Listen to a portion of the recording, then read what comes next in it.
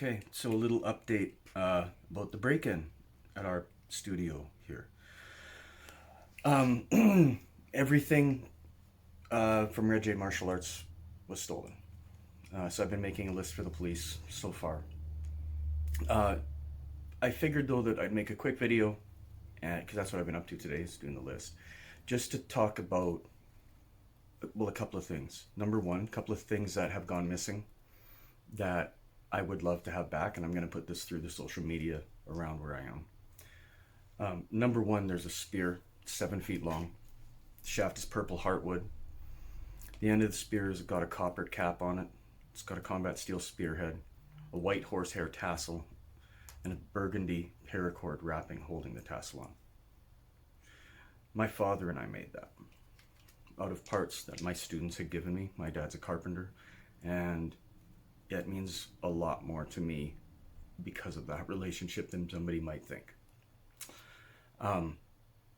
There's also a Bagua broadsword my dad and I built the handle on. It's 5 feet tall, much too heavy, and it has a bloodwood handle, African bloodwood.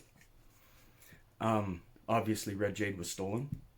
The antique two-handed Chinese two-handed sword that I initially named the school after. Yeah. Everything else is just, it's stuff. The only treasure that was in that place was in the books and the memories that all of those weapons held. I mean, it's really hard to think that my dad and I made a spear and then, sorry, we're gonna have to redo this, I'm sure. Okay, we'll just edit. It's okay. No, we'll just edit. Go ahead.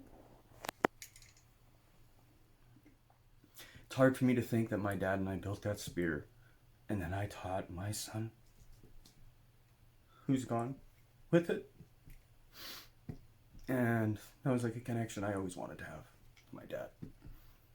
So if anybody sees my spear around, I'd like it back. There's also a custom-made, single-handed Taiji sword. It's razor sharp. And you'll know it's mine because that's on the blade. I had that inscribed on the blade. So if anybody sees my sword, please let me know. That'd be great. So, one last thing. I was going to do a Lohan lesson today on the next movement, but I'm going to do something instead that's topical. If I didn't take this as a teachable moment for myself, maybe somebody else, then I'd be doing myself and everybody else a disservice. I've been Buddhist for a long time, and Lohan Pom is a part of my practice. But the practice in Buddhism is to change how you think. If you change how you think, you can change who you are. And I just want to say that one of the biggest Buddhist practices is understanding that attachment causes suffering. So first of all, my attachment to these things is definitely just sentimental.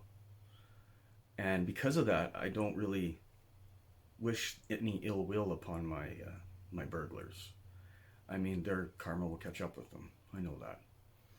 But one of the biggest practices that I've been working with is equanimity, which is thinking of everybody as the same. Basically, it's everybody has the same kinds of problems, and everybody's struggling, and we're all going through a lot right now.